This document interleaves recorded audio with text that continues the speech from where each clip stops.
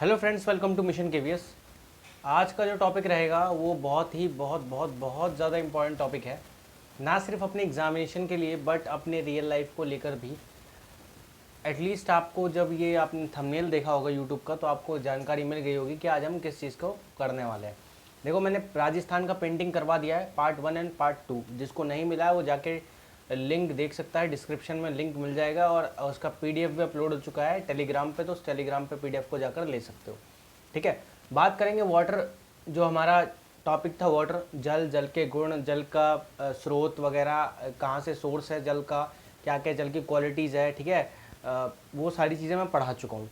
आज हम पढ़ेंगे वाटर मैनेजमेंट, जल प्रबंधन होता क्या है। और इसके अलावा हम पढ़ेंगे राजस्थान के कलात्मक जल स्रोत, ठीक है, या राजस्थान के ट्रेडिशनल वाटर सोर्स। ठीक है, water resource, traditional water resource पढ़ लेंगे। ये टॉपिक इतने इंपॉर्टेंट है कि इससे एक नंबर का क्वेश्चन पक्का फंसेगा। और उसमें भी जो राजस्थान के कलात्मक जल स्रोत है उससे एक नंबर का क्वेश्चन फंसने का पूरा चांस है। मुझे गट फीलिंग है इस चीज़ की कि एक नंबर का क्वेश्चन उसमें से फंस सकता है, तो उसको भी करवाया मैंने।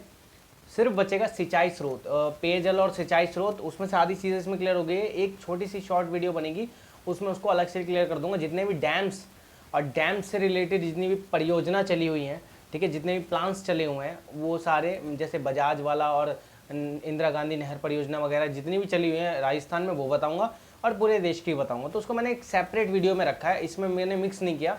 ठीक है, क्योंकि वीडियो बहुत ज़्यादा लंबी हो जाती है, तो हम इसको शॉर्ट में ख़त्म करेंगे। बहुत ज़्यादा इंपॉर्टेंट वीडियो रहेगी, तो लाइक शेयर सब्सक्राइब। अरे ये तो मैं लास्ट में बोलता हूँ, खैर छोड़ो।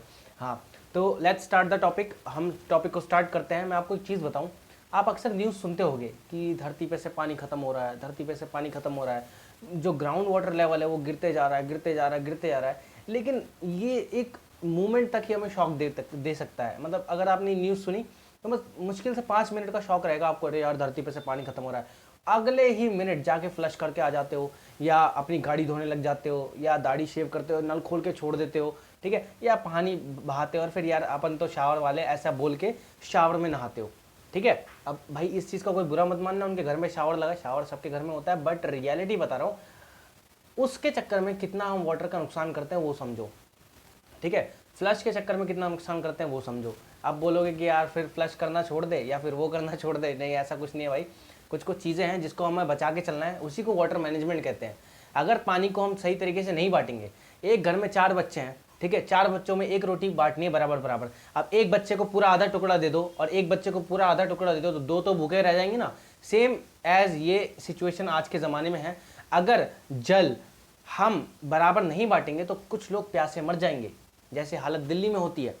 ठीक है, लोग टैंकरों पे लाइन लगा के चलते हैं और पानी के लिए भागते हैं, और सबको लगता है दिल्ली में खूब पानी है, बिल्कुल पानी नहीं है। राजस्थान के बराबर की ख़राब हालत है दिल्ली में भी, इंक्लूडिंग स्लम्स एरिया। और मैं गलत नहीं, क्योंकि मैं दिल्ली वाला हूँ, मुझे सब पता है, मैंने देखी ये चीज़ें।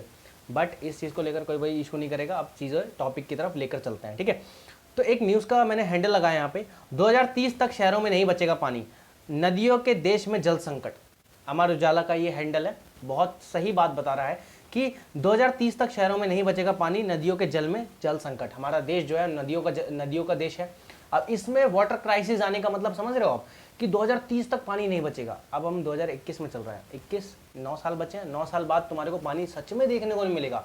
दिस इज द रियलिटी, और ये रियलिटी सबको एक्सेप्ट करनी पड़ेगी। अभी हाल में न्यूज़ आई थी कि almost 99% ground level of water is ended in Tamil Nadu में 99% ऑफ ग्राउंड लेवल वाटर खत्म हो चुका है। तो सोचो वहां की स्थिति कैसी होगी। तो इसी चीज को हम आज डिस्कस करने वाले, जल प्रबंधन पढ़ने वाले, वाटर मैनेजमेंट पढ़ने वाले, कैसे हम वाटर को मैनेज करेंगे, वाटर का मैनेजमेंट कैसे करने के लिए केंद्र सरकार, राज्य सरकार, सेंट्रल गवर्नमेंट, स्टेट गवर्नमेंट ने क्या क्या प्लान चलाया हुआ है, वो प्लान कैसे अप्लाई हो रहा है, क्या क्या नीतियां बनाई गई हैं, क्या क्या प्लानिंग बनाई गई, सबको डिस्कस करेंगे। ठीक है, तो ये पिक्चर अगर आपको कहीं भी थोड़ा बहुत शॉक में डालती है, तो आज से ही अगर आप जितना बचा सकते हो अपने लिए थोड़ा थोड़ा एक्स्ट्रा बचाना शुरू कीजिए। ठीक है, या तो एक आध पेड़ लगा लीजिए, उसमें डाल दीजिए, जहाँ आपका बच जा रहा है उसमें डाल दीजिए। ठीक है, आई नो ये लेक्चरल चीज़ लग रही है कि भाई अरे यार सर जी तो अब बोलने लगे कि पानी बचाओ फलान ढिमकाना, हर कोई बोलता है।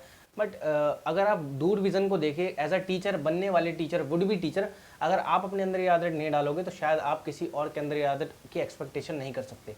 और आप इंस्टा वगैरह से ये पोस्ट भी नहीं लगा सकते कि हाँ भाई वाटर बचाओ, सेव वाटर, वाटर डे पर, है ना, सेव वाटर, वाटर ये वो फलान ढिमकाना, वो करने का हक तब होता है जब आप ग्राउंड लेवल पे वो काम करो। ओके, तो लेट्स स्टार्ट, आगे चलते हैं।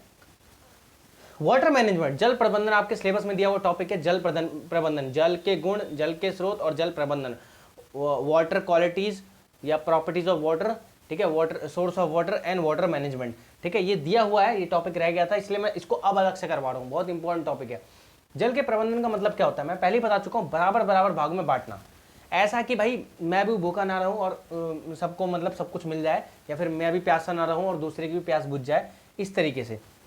जल प्रबंधन में जल का इस प्रकार प्रबंधन शामिल होता है कि सभी लोगों तक वह पर्याप्त मात्रा में पहुंच सके, इक्वली डिस्ट्रीब्यूशन हो सके वाटर का, इसी को वाटर मैनेजमेंट कहते हैं, जल प्रबंधन कहते हैं। मैनेज करना, सबको बराबर रूप से मिले, वही वाटर मैनेजमेंट कहलाता है। ओके, अब वाटर मैनेजमेंट के लिए क्या चीज जरूरी है हमारे देश में, ठीक है, वाटर मैनेजमेंट के लिए सबसे पहले जरूरी क्या है, हम लोगों की अवेयरनेस।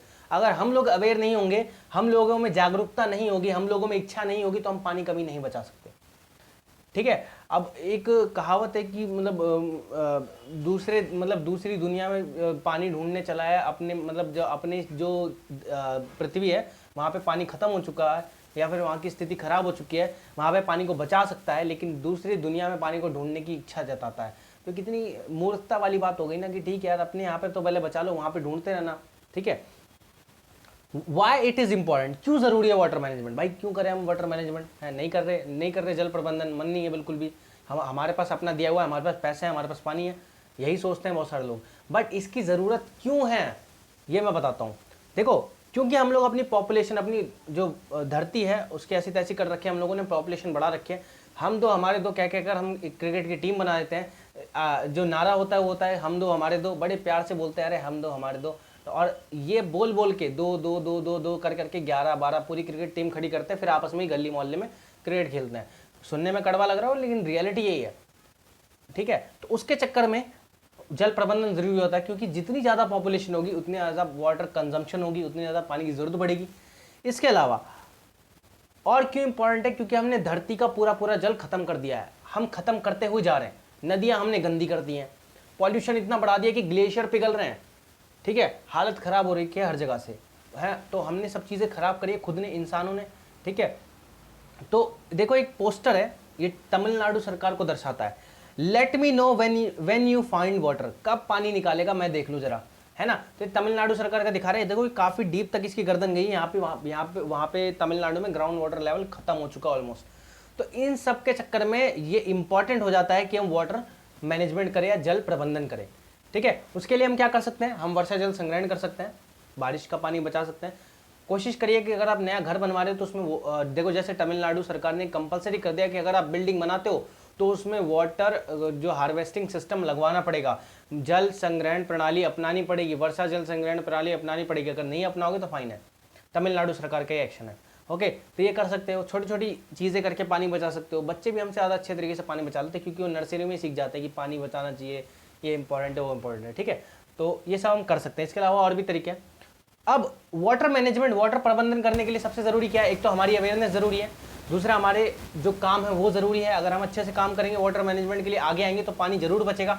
इसके अलावा केंद्र सरकार और राज्य सरकार के बीच में अच्छे संबंध जरूरी है, ठीक है। जैसे इनके बीच में जो इनकी स्टोरी है उसको बताने की मेरे को ज़रूरत नहीं है, इनके बीच में मैंने एक एग्जाम्पल के तौर पर इनको उठाया है, ठीक है। केंद्र और राज्य सरकार दोनों के बीच में संबंध अच्छे होना जरूरी है। अगर ये दोनों मिलकर काम करते हैं और जनता की जागरूकता होती है, जनता में अवेयरनेस होती है, तो हम वाटर मैनेजमेंट कर सकते हैं, तो ये पॉसिबल है, ठीक है। अब केंद्र और राज्य सरकार ने काफ़ी सारी योजनाएं चलाई हैं पानी को मैनेज करने की, पानी को बचाने की, पानी को आगे फ्यूचर में सबको बराबर बांटने की। तो उसमें से ये आता है एक जल शक्ति मंत्रालय, मिनिस्ट्री ऑफ जल शक्ति। ये नया मंत्रालय बना है, मोदी सरकार जी के अंडर में बना है। इसका काम है जल को बढ़ावा देना, जल का प्रबंधन करना, जल का मैनेजमेंट करना, जल की सफाई करना। गंगा की सफाई में भी ये मंत्रालय जुटा हुआ है, ठीक है। उसके लिए भी काफ़ी करोड़ रुपए इसमें खर्च हुए हैं, ठीक है। मिनिस्ट्री ऑफ जल शक्ति is a ministry under the government of India which was formed in May 2019। 2019 में बनी थी ये, दूसरे लोकसभा इलेक्शन के बाद, मोदी सरकार का दूसरा जो लोकसभा इलेक्शन वो जीते थे उसके बाद ये बन गया था, ठीक है। जल शक्ति मंत्री हमारे कौन है, गजेंद्र सिंह शेखावत, राजस्थान से संबंध रखते हैं। राजस्थान के सांसद हैं, ठीक है, गजेंद्र सिंह शेखावत, ठीक है। जल संसाधन, नदी विकास एवं गंगा संरक्षण मंत्रालय, और ये जल शक्ति मंत्रालय किससे बना है? ये दो मंत्रालयों से मिलकर बना है। जल संसाधन, नदी विकास एवं गंगा संरक्षण मंत्रालय, ministry of water resource, river development and Ganga rejuvenation, ठीक है। इस मंत्रालय को जोड़कर जल शक्ति मंत्रालय, मिनिस्ट्री ऑफ जल शक्ति बनाया गया है, ध्यान रखना ये चीज, ठीक है। जल शक्ति मंत्रालय को जल सुविधा में आ रही बाधा से निजात हेतु बनाया गया है। The ministry of Jal Shakti was created to get rid on the bottleneck in the water facility. पानी की सुविधा में जो कमी आ रही है उसको ठीक करने के लिए जल शक्ति मंत्रालय बनाया गया है। वाटर पॉपुलेशन को भी कम करने में मदद करता है, वाटर मैनेजमेंट को करने में मदद करता है, ठीक है। तो ये जल शक्ति मंत्रालय मोदी सरकार की एक पहल है, ध्यान रखना इस चीज को, ठीक है। गजेंद्र सिंह शेखावत जल मंत्री कहलाते हैं, जल शक्ति मंत्री। अब एक और अभियान है पानी के अच्छे मैनेजमेंट के लिए, जल शक्ति अभियान, ठीक है। वाटर पावर क्या कह सकते हैं, अभियान को क्या कहते हैं, मूवमेंट, ठीक है। वाटर पावर मूवमेंट ये भी एक बहुत इंपॉर्टेंट मूवमेंट है, इसके बारे में और आगे से पढ़ूंगा अच्छे से। ये पोस्टर है जो मैंने लगाया यहाँ पे, ये भी बहुत इंपॉर्टेंट है। ये क्या करता है, इसने क्या काम करना शुरू किया पानी को लेकर देश में, ठीक है। देखो हम वाटर मैनेजमेंट के बारे में पढ़ रहे हैं। अब वाटर मैनेजमेंट कैसे होगा, जब हम लोग जागरूक होकर पानी बचाएंगे, साथ ही साथ केंद्र और राज्य सरकार फ्रेंडली रवैया अपनाकर आपस में योजना बनाकर पानी को बचाइए। तो उसी का था एक एग्जाम्पल जल शक्ति मंत्रालय और अब जल शक्ति अभियान, वाटर पावर मूवमेंट, ओके।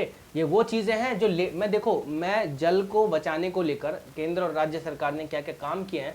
यहाँ पे राज्य सरकार मतलब राजस्थान की सरकार की बात कर रहा हूँ मैं ज़्यादातर, ठीक है। केंद्र और राज्य सरकार ने क्या क्या काम किए हैं, मैं उसको लेटेस्ट टू ओल्डेस्ट पढ़ाऊंगा।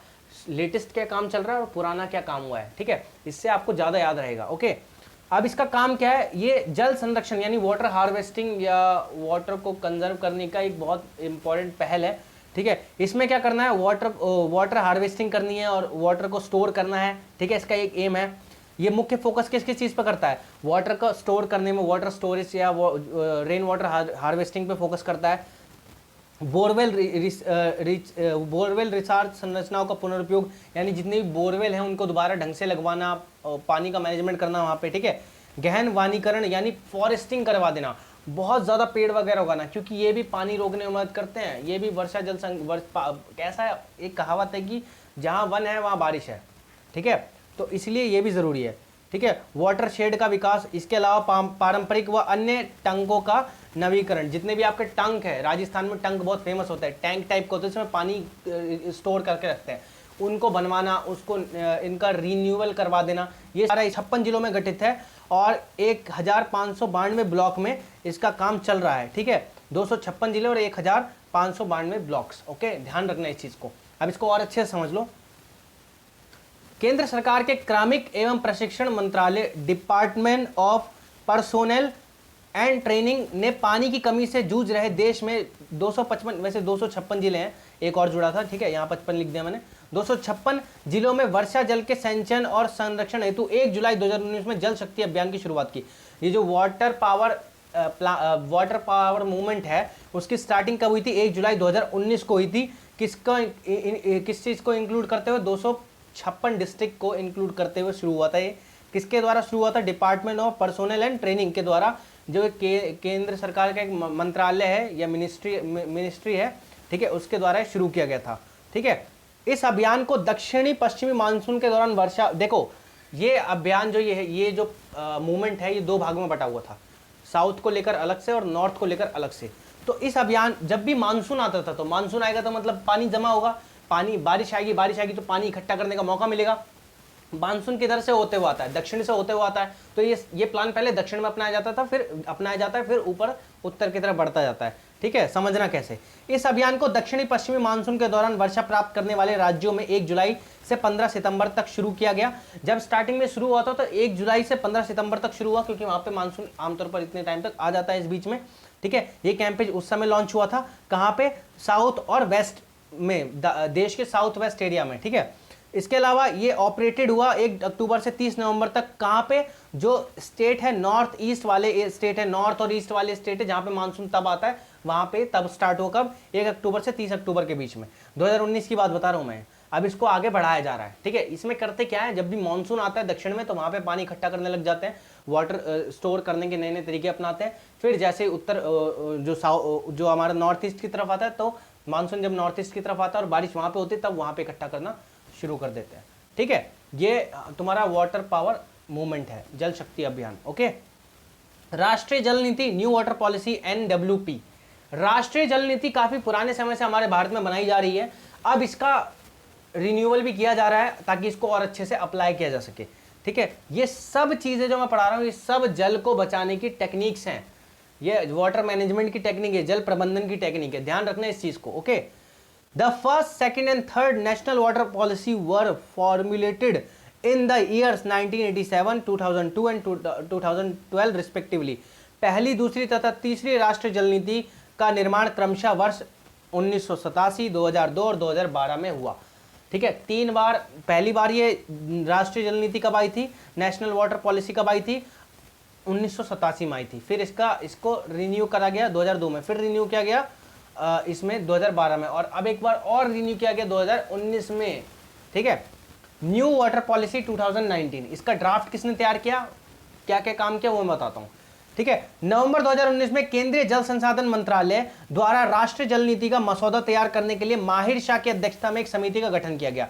अ committee under the chairmanship of Mahir Shah has been constituted by the union minister of water resource in November 2009 to draft the national water policy. नई जल नीति को बनाने के लिए एक कमेटी बनाई गई माहिर शाह की अध्यक्षता में, किस मंत्रालय के अंतर्गत, जल संसाधन मंत्रालय, वाटर रिसोर्स मिनिस्ट्री, ठीक है, 2019 में, ठीक है। ये भी काम कर रही है, जल को बचाने के लिए नई नई टेक्निक अपना रही है, बहुत सारी ये भी परियोजनाएं चला रही है ताकि हम अपना जल ज्यादा से ज्यादा बचा सके, ज्यादा से ज्यादा सेव कर सके। देखो, लेकिन एक रियलिटी बता देता हूँ, किताबों में, न्यूज में और पन्नों पर जितनी अच्छी पॉलिसी लगती है, उतनी ही इसकी जो क्या कहते हैं वर्क प्रोग्रेस है ग्राउंड लेवल पर जीरो है, ठीक है।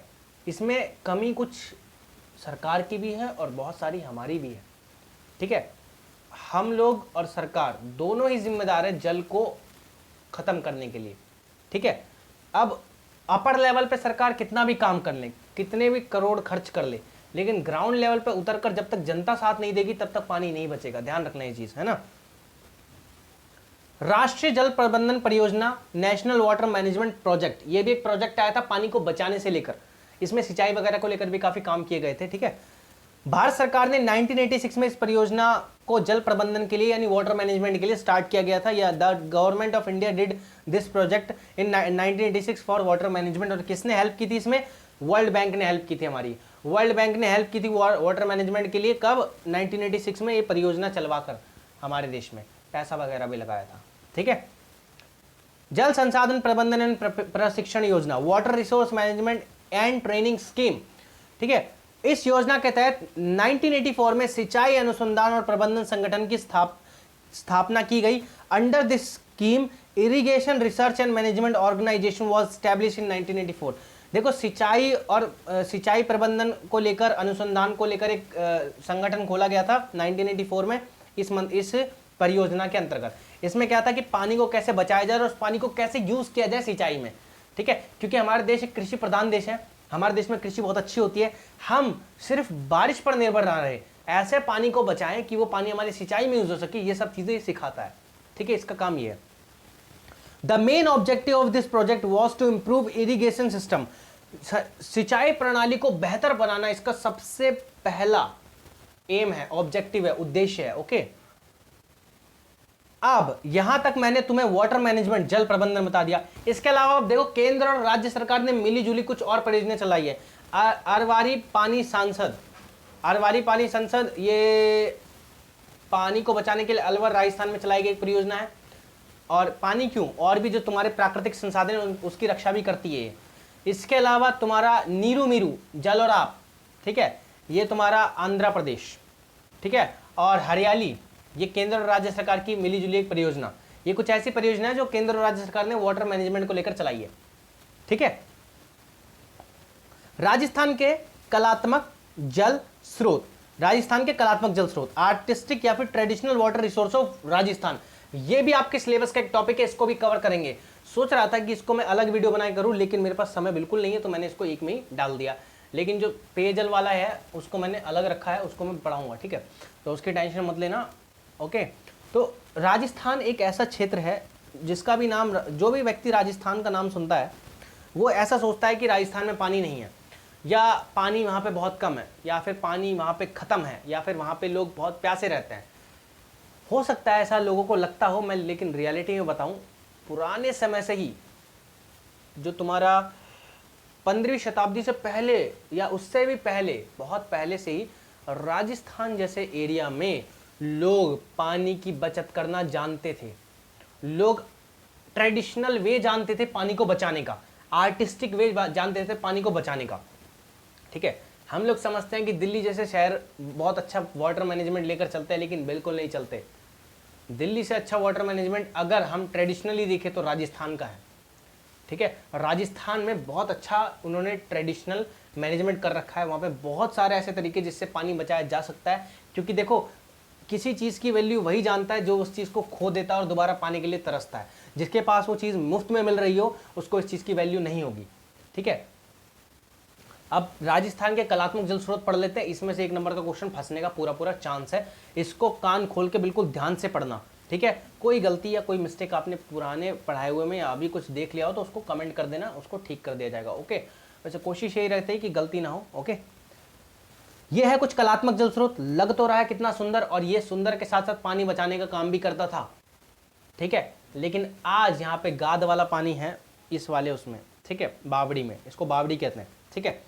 चांद बावड़ी है ये, बहुत फेमस है, घूमने लायक काफ़ी अच्छी जगह है। राजस्थान में जल स्रोत भी बहुत अच्छे हैं घूमने लायक, ठीक है। तो ये ऐसी जगह है। आजकल देखो राजस्थान में पानी बचाने के नए नए तरीके अपनाए जा रहे हैं, लेकिन उनके जो पुराने कलात्मक जल स्रोत थे वहाँ पे गाद वाला पानी भरते जा रहा है, तो उसको भी अगर वो चाहे तो ठीक कर सकते हैं इनिशिएटिव लेकर, ओके। तो सारे कलात्मक जल स्रोत के बारे में पढ़ेंगे, ध्यान से सुनना। बावड़ी, स्टेप वेल्स, स्टेप वेल्स कह लो या स्टेप वेल्स या फिर बावड़ी, ये होती क्या है? बावड़ी नहीं है, जेठालाल वाली बावड़ी नहीं है, ये दूसरी वाली बावड़ी, इंग्लिश में बावड़ी, ठीक है। चतुष्कोणीय, गोल व वर्तुल आकार में निर्मित जल स्रोत जिसके प्रवेश मार्ग तथा ईंट तथा कलात्मक पत्थरों का प्रयोग किया गया, जिसके प्रवेश मार्ग में ईंट तथा कलात्मक पत्थरों का प्रयोग किया गया है। A source of water built in quadrilateral, round and circular shape where bricks and artistic stones are used from the entrance of the midpoint। देखो कलात्मक जल स्रोत का जहाँ पे पानी वगैरह गिरता है, ऐसा जल स्रोत है जहाँ पे चतुर्भुज चौकोर टाइप का बनाया जाता है, जिसके बीच में पानी इकट्ठा होता है। उसके आसपास जो ईंटें बनाई जाती है वो कलात्मक होती हैं, अच्छी अच्छी ईंटों से उसको बनाया जाता है, ठीक है। बावड़ियाँ भी ऐसी चीज़ होती थी, मैंने जैसे आपको चांद बावड़ी दिखाई, कैसी अच्छी अच्छी ईंटें साइड में लगा रखी हैं, ठीक है। और उन ईंटों के आसपास कुछ मूर्तियाँ भी छोटी छोटी छपाई होती थी, उनकी बनाई होती थी, वो उनके जल देवता की मूर्ति होती थी, ठीक है। बावड़ी की सीढ़ियों पर कलात्मक मेहराब, स्तंभ एवं झरोखे होते थे। The stairs are situated with designer मेहराब कंसिस्टिंग टावर्स एंड स्काईलाइट्स। झरोखे को स्काईलाइट्स कहते हैं। तो बावड़ियों की जो सीढ़ियाँ होती हैं वहाँ पे कलात्मक मेहराब, तुम्हारे स्तंभ यानी पिलर्स, और तुम्हारे झरोखे यानी स्काईलाइट देखने को मिलते हैं, ठीक है। बावड़ियों की बात कर रहा हूँ मैं, ठीक है। The city of Bundi no, ये क्वेश्चन फंस सकता है, ऊपर की चीज़ें भले ना फंसे, उसमें कुछ क्वेश्चन ऐसे बन भी ना ऊपर वाले में से, ये क्वेश्चन फंस सकता है। The city of Bundi known as the city of step wells due to the prominence of bawadis there. Bundi शहर को बावड़ियों की अधिकता के कारण सिटी ऑफ स्टेप वेल्स या फिर बावड़ियों का शहर भी कहते हैं, क्योंकि बूंदी शहर में बहुत सारी बावड़ियाँ मौजूद हैं, इस वजह से उसको क्या कहते हैं, सिटी ऑफ स्टेप वेल्स, ठीक है, या बावड़ियों का शहर कह सकते हैं। तो क्वेश्चन पूछा जा सकता है कि किसे बावड़ियों का शहर कहते हैं, तो बूंदी को, ठीक है। ध्यान रखना, ये चीज़ याद रहेगा। अब प्रख्यात बावड़ियाँ हैं, फेमस स्टेप वेल्स, अभानेरी की चांद बावड़ी दौसा। ये क्वेश्चन आया हुआ है 2 बार घुमा के, अलग अलग पेपर में आया हुआ है, तुम्हारे राजस्थान के ही अलग अलग पेपर में आया हुआ है कि अभानेरी की चांद बावड़ी कहाँ मौजूद है, या दौसा में कौन सी बावड़ी मौजूद है, तो चांद बावड़ी। अभानेरी की चांद बावड़ी कहाँ मौजूद है, दौसा में। कैसी दिखती है, ऐसी दिखती है, देखो सुंदरता इसकी, आर्टिस्टिक है बिल्कुल, एक नंबर, घूमने लायक एरिया है, मतलब ज़मीन से नीचे ये एरिया खड़े होने का। यहाँ पे आप खड़े हो सकते हो, पीपल खड़े अगर आपको दिख रहे हो तो। अगर मैं घूमना चाहूँगा तो ज़रूर जाऊँगा यहाँ पे, कभी राजस्थान का चक्कर लगे, सपना तो है भाई घूमने का, दिल्ली से बाहर निकले नहीं आज तक, लेकिन एक बार हिमाचल, लेकिन चाहते हैं कि राजस्थान घूमें अच्छी तरीके से, ताकि अच्छी अच्छी चीज़ें वहाँ पे देख सके। जिस तरीके से मैंने राजस्थान जीके को पढ़ा है, मुझे ऐसी ऐसी चीज़ें दिखी हैं कि अगर जेब में मोटा पैसा हो तो घूमो आराम से आके वहाँ पे, ठीक है। जो राजस्थान में रहता है उसे तो घूमना चाहिए भैया। इसके अलावा कुछ और बावड़ियाँ हैं फेमस, जोधपुर की तापी बावड़ी, दौसा की भाड़ा रेंज बावड़ी और चित्तौड़ की विनोता की बावड़ी, ये फेमस बावड़ीज हैं, ठीक है, याद नाम रखना इनका, ठीक है।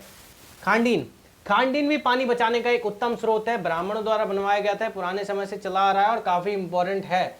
ये खांडीन ऐसे क्षेत्र भी बना के दे देता है हमें जिससे हम लोग रबी और खरीफ क्रॉप दोनों का एग्रीकल्चर कर सकते हैं, उगा सकते हैं, ठीक है।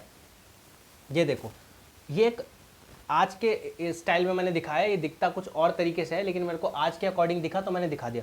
देखो ऐसे ऊपर के इलाके से पानी गिरता है, ढलाव वाले एरिया से, तो ये कुछ एक पत्थर की दीवार और 2 मिट्टी की दीवार इस तरफ और इस तरफ बना देते हैं, मैंने खुला दिखाया है। और यहाँ पे पानी इकट्ठा हो जाता है, रिस कर ज़मीन पे भी जाता है और इधर से फ्लो होके इस वाले एरिया में भी गिर जाता है। तो यहाँ पे खेती वगैरह भी कर सकते हैं आप लोग, ठीक है। तो ये खांडीन होता था, ये भी एक कलात्मक जल स्रोत है, ये बड़ा काम आता था, इससे खेती वगैरह में काफ़ी मदद मिलती थी, ठीक है। देखते हैं इसको। खांडीन 15वीं सॉरी खांडीन 15वीं शताब्दी में जैसलमेर के पालीवाल ब्राह्मणों द्वारा प्रचलित जल संरक्षण की एक उत्तम प्रणाली है। पूछ सकते हैं खांडीन किन के द्वारा प्रचलित एक प्रणाली थी जल संरक्षण की, तो आप क्या बोलोगे, पालीवाल के ब्राह्मणों द्वारा प्रचलित एक जल संरक्षण की प्रणाली थी, या फिर Khadin is an excellent system of water conservation practised by the Paliwal Brahmins of Jaisalmer in the 15th century, यानी मिडल एरा वाला समय जो था, उस समय पानी बचाने का एक अच्छा स्रोत था राजस्थान में, ठीक है। इस प्रणाली में बहते हुए वर्षा जल को एक तरफ पत्थर की दीवार और 2 तरफ मिट्टी की दीवार बनाकर रोका जाता था। जैसा कि मैंने बताया था कि एक वॉल तो पत्थर स्टोन की होती थी और 2 वॉल सैंड की होती थी, उसको बनाकर रोकते थे और फिर पानी रिस के उधर पल्ली तरफ गिर जाता था, तो वहां पे जो पानी गिरता था वहां पे खेती वगैरह कर सकते थे, ठीक है। इस वाली टेक्निक से रबी और खरीफ दोनों तरह की फसल उगाने में हेल्प मिलती थी, ठीक है। दोनों तरह की फसल उगाने में, ग्रो करने में हेल्प मिलती थी, ध्यान रखना। टांका बहुत फेमस है भाई, टांका राजस्थान में काफी पॉपुलर है, पानी बचाने का एक इंपॉर्टेंट सोर्स है। शहरों में भी आजकल टांका की स्टाइल से लोग जब आजकल घर बनवाते हैं तो नीचे टैंक बनवा देते हैं बहुत लंबा, जिसमें पानी इकट्ठा करके रखते हैं, क्योंकि दिल्ली की हालत भी ऐसी है भैया, ठीक है। टांका ऐसा दिखाई देता है, ये भी एक कलात्मक जल स्रोत है, यहां से पानी निकलता है, ठीक है। ये भी काफी पुराने समय से चला आ रहा है, लेकिन अब इसको और अच्छे तरीके से बनाया जा रहा है। इसको लेकर कुछ परियोजनाएं भी चला रखी है, जल स्वावलंबी परियोजना, उसके तहत भी इसको अच्छा बनाया जा रहा है, ठीक है। ध्यान से देखते हैं है क्या। It is a traditional source of storage and conservation of water in western Rajasthan. पश्चिमी राजस्थान में पानी का संरक्षण करने का एक अच्छा स्रोत है ये टांका, ठीक है। टांक या फिर टांका प्रत्येक घर और खेतों में भूमि में 5 से 6 मीटर गहरा गड्ढा खोदकर बनाया जाता है। The taanka is made by digging a pit 5 to 6 metre deep in the land in each house and feet. Rajasthan में तो आपको काफी जगह देखने को मिलेगा। अगर आप राजस्थान हो तो आप राजस्थान कह रहे हो, अगर आप राजस्थानी हो तो आपके आसपास वाले एरिया में आपको टांका देखने को मिल सकता है, ध्यान रहे, बिल्कुल मिलेगा। बहुत सारे लोगों ने देखा भी होगा इसको, इसमें से वो पानी निकालते भी होंगे, ठीक है। Its internal part is coated with the mixture of sand and ash which prevents leakage of water and the erosion of bottom. इसके आंतरिक भाग रेत और राख के मिश्रण से ढका होता है, जो पानी के रिसाव और तल पर कटाव को रोकता है। पानी रिसे ना उसमें स्टोर रहे, रिस ना जाए, बह ना जाए, निकल ना जाए, उस चीज को लेकर यहाँ पे रेत और राख से इसका कवर किया जाता है, कोटेज की जाती है उसकी, ठीक है। राजस्थान में जल स्वावलंबन योजना 27 जनवरी 2016 को चली थी, के तहत इन टांकों का निर्माण किया गया है। जल स्वावलंबन योजना राजस्थान की जल प्रबंधन योजना है, जो जल को बचाती है, जल का संरक्षण करती है और लोगों को सिखाती है कि जल कैसे बचाया जाए। ये ऐसी परियोजना है जिसके तहत बहुत सारे टैंकों का निर्माण किया जा रहा है, बहुत सारी जगह पर जल रिसोर्स को बढ़ाया जा रहा है राजस्थान में, ध्यान रहे। तो उसके तहत भी टैंकों को बनाया जा रहा है। झीलें, लेक बहुत बड़ी भूमिका निभाती है। देखो, लेक हो गया, पॉन्ड यानी तालाब हो गया, इनका धार्मिक रिलीजियस महत्व भी बहुत ज़्यादा पुराने समय से। लोग पूजा अर्चना के लिए, आरती वगैरह के लिए भी पॉन्ड और लेक्स का यूज़ करते हैं, आपको पता होगा, ठीक है। ये है लेक। अब ये कौन सी लेक है इसका नाम बताऊंगा, बहुत ही फेमस है, यहाँ पे भी आप घूमने जा सकते हो, ठीक है। अक्टूबर नवंबर के आसपास जाओगे, ज़्यादा अच्छा रहेगा, बताऊंगा इसका नाम, ठीक है। झीलें पेयजल यानी पीने के पानी के साथ साथ सिंचाई यानी इरिगेशन के साधन के रूप में प्रचलित रही हैं। इन झीलों से नहरें निकालकर समीप के भाग में सिंचाई का कार्य किया जाता था। Lakes have been prevalented as a means of drinking water as well as irrigation work was done in the adjacent part by taking out canals from these lakes. देखो, झीलों से नहरें निकालकर, छोटी छोटी नहरें निकालकर खेतों तक पानी, सिंचाई का पानी भी पहुंचाया जाता है झीलों से। तो झीलें राजस्थान में ना सिर्फ पीने के पानी का स्रोत है, बल्कि इरिगेशन यानी सिंचाई के पानी का भी अच्छा खासा स्रोत है। ओके, अजमेर में, अब मैं कुछ इंपॉर्टेंट झीलों के नाम बता देता हूँ राजस्थान में। अजमेर की आना सागर झील, ठीक है, उदयपुर, पिछोला और फतेह सागर झील, ठीक है, चूरू का ताल छापर झील, जालोर का बांकली बांध डैम, ठीक है, टोंक का टोरडी सागर झील, पाली का सरदार समंद झील और बूंदी का नवलखा झील और राजसमंद का नौचौकी झील। ध्यान रख लेना, ठीक है। तालाब, पॉन्ड्स की भी काफ़ी महत्ता रहती है, तालाब की भी काफ़ी महत्ता रहती है। तालाब भी बहुत महत्वता रखता है पीने के पानी को लेकर। देखो, ये जो झीलें और तालाब है ना, ये गांव वालों के लिए पानी का काम करता है। शहर वाले लोग तो फिल्टर का, oh my god we need filter का पानी, है ना। बट गांव के जो लोग होते हैं वो झीलों और तालाबों से ही पानी भर के लाते हैं। और कुछ एरियाज़ ऐसे भी हैं राजस्थान के, जो जैसलमेर वगैरह वाले एरिया हो जाते हैं थोड़े, वहाँ पे काफ़ी दूरी तक पानी भर के लाना पड़ता है। बट आजकल लोग नई नई परियोजना चला रहे हैं और उसके तहत पानी मिलने की सुविधा हो रही है, धीरे धीरे हो रही है। अगर अब नहीं जागोगे तो फिर यहाँ से भी पानी खत्म हो जाएगा। फिर मार्स में भी कैसे जाओगे? मान लो वहाँ पे पानी मिल भी गया, तो वहाँ तो वही जा पाएगा जिसके पास खूब पैसा है। जिसके पास है ही नहीं, वो कहाँ से पहुँचेगा वहाँ पे? यहीं पे ऐसा मर जाएगा। तो इसीलिए यहाँ बचाओ, ठीक है। जिसको जाना है उसको जान दो वहाँ पे। वैसे ही वहाँ की जो वायुमंडल की परत है पतली है, वहाँ पे वो उल्का पिंड वगैरह गिरते रहते हैं, फूट जाएंगे वहाँ पे जाके ससुरे, ठीक है। The rain water is collected in the pond which has been a source of drinking water for man and animals. बारिश का पानी तालाब में इकट्ठा होता है, जो मनुष्य और जानवरों के पीने के पानी का स्रोत है। जानवर भी आपके पानी पी लेते हैं राजस्थान में, और मनुष्य यानी महिला और पुरुष दोनों पानी पी लेते हैं, बच्चे वहाँ पे, ठीक है। इंपॉर्टेंट पॉइंट्स, राजस्थान में कुछ इंपॉर्टेंट पॉइंट्स भी हैं, जैसे पाली का हेमा बास तालाब, ठीक है, भीलवाड़ा का सरेरी और मेजा तालाब। मैं इसको हिंदी में बता रहा हूँ, इंग्लिश में भी ऐसे लिखोगे। तालाब का मतलब पॉन्ड, बाकी सब चीजें सेम रहेगी इंग्लिश में भी, ठीक है। चित्तौड़ का बानकिया और सेना पानी तालाब, ठीक है। जैसलमेर का गड़ीसर और गजरूपर सागर, ठीक है। ये कुछ इंपॉर्टेंट तालाब है, पॉन्ड है। अब इसके बाद नाड़ी भी तालाब का एक पार्ट है, बस तालाब से थोड़ा छोटा, ओके। ऐसा ही दिखता है थोड़ा बहुत, इससे भी छोटा है नाड़ी, ठीक है। नाड़ी तालाब का छोटा रूप होता है, जो आमतौर पर पश्चिमी राजस्थान में अधिक पाया जाता है। नाड़ी is a shorted form of pond which is more commonly found in western Rajasthan. पश्चिमी राजस्थान में बहुत पाया जाता है। इसकी गहराई 4 से 5 मीटर होती है, 4 से 5 मीटर गहरा होता है। इसके बाद आता है टाबा। टाबा क्या होता है? यह नाड़ी की तरह ही होता है, बस नाड़ी से ज्यादा गहरा होता है। नाड़ी से ज्यादा गहरा टाबा होता है, ओके। जोहड़, देखो जोहड़ चतुर्भुजाकार का भी होता है, क्वाड्रिलेटरल भी होता है और सर्कुलर यानी गोल आकार का भी होता है। और इसकी एक खास बात यह होती है कि ऊपर से खुला होता है जोहड़, ठीक है, ध्यान रखना। It is a source of rain water storage in Shekhawati region of Rajasthan. देखो राजस्थान के शेखावटी में बहुत पाए जाते हैं जोहड़। शेखावटी क्या, शेखावटी के अलावा और भी जगहों पर जोहड़ पाए जाते हैं, लेकिन शेखावटी फेमस है जोहड़ों के लिए, ठीक है। It is basically similar to the tank in form. देखो टंक की तरह ही होता है, लेकिन टंक और इसमें जोहड़ में क्या फर्क है? जहां टंक ऊपर से बंद होता है, पैक होता है, जोहड़ पैक नहीं होता, इसीलिए यहाँ पे वर्षा जल भी इकट्ठा हो जाता है। But its upper part is bigger than tank and also open, so that the flowing rain water of surrounding area could be accumulated in, ताकि बहता हुआ वर्षा का जल इसमें जमा हो सके, इसलिए ऊपर से खुला होता है। ये क्वाड्रिलेटरल यानी चतुर्भुजाकार का भी होता है और सर्कुलर यानी गोलाकार का भी होता है, ध्यान रखना। अब बेरी बेरी भी टांग की तरह ही होता है, लेकिन उससे थोड़ा सा इसमें डिफरेंस बताता हूं मैं। बेरी में इसको छोटी कुई भी कहते हैं, यानी छोटा कुआं भी कह सकते हैं बेरी को, ठीक है। ऐसा दिखाई देता है ये बेरी, लग रहा टांग की तरह ये, लेकिन टांग नहीं है, इसको बेरी कहते हैं, टांका, सॉरी, ठीक है। They are built in western Rajasthan by digging up the ground 5-6 metre deep near pond and khandi having the diameter of 2-3 feet. देखो तालाब और खांडीन, ठीक है, जो आपका खांडीन है, खांडीन और तालाब के आसपास ये खोदा जाता है, क्यों? ताकि यहाँ पे पानी आ सके, वहां का भूमिगत जल वहां पे आ सके, ठीक है। वहां पे खोदा जाता है, 5 से 6 मीटर गहरा खोदा जाता है, 2 से 3 फीट डायमीटर होता है इसका, 2 से 3 फीट का डायमीटर होता है। और इसमें ऐसी सुविधा होती है कि जो भूमिगत जल है इसमें रिसने की सुविधा होती है, आने की रिस कर भूमि में पानी आता है ना, वो वाली सुविधा इसके अंदर मौजूद होती है। टांका की तरह होता है लेकिन टांका से थोड़ा अलग होता है ये, ठीक है। और किसके आसपास खोदा जाता है? तालाब और खांडीन के आसपास खोदा जाता है। They are found in Barmer Jaisalmer of Rajasthan, Rajasthan के बाड़मेर और जैसलमेर में पाए जाते हैं, ठीक है।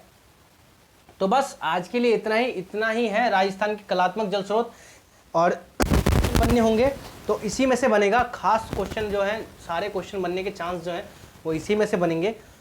और इसके बाद अब सिर्फ पेयजल और सिंचाई स्रोत रहता है, उसको मैं करवा दूंगा, बहुत छोटा सा टॉपिक है, ज़्यादा कुछ नहीं, उसमें सिर्फ डैम्स डिस्कस करना है, जितने भी डैम है, क्योंकि सिंचाई और पीने के लिए डैम्स बहुत ज़रूरी है, सिंचाई के लिए और पानी पीने के लिए डैम्स बहुत सारी परियोजना चली है, उसका डिस्कशन कर लेंगे।